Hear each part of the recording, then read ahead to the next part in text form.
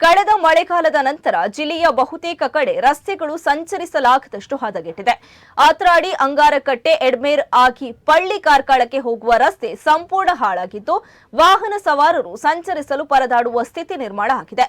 ಇಲ್ಲಿನ ಪರಿಸ್ಥಿತಿ ನೋಡುವಾಗ ನಿಜಕ್ಕೂ ಇದೊಂದು ರಸ್ತೆಯಾ ಎಂಬ ಸಂಶಯ ಮೂಡುತ್ತದೆ. ಕಳೆದ ಕೆಲವು ಸಮಯಗಳಿಂದ ಈ ಭಾಗದ ಜನರು ಪಡುವ ಪಾಡು ಅಷ್ಟಿಷ್ಟಲ್ಲ. ಜಿಲ್ಲೆಯಲ್ಲಿ ಅಕಾಲಿಕ ಮಳೆಯೂ ಆಗೊಮ್ಮೆ ಈಗೊಮ್ಮೆ ಬಂದು ಹೋಗುತ್ತದೆ. ಹಾಗೆ ಮಳೆ ಬಂದರೆ ಈ ರಸ್ತೆ ಸ್ಥಿತಿಯನ್ನ ಕೇಳುವುದೇ ಬೇಡ.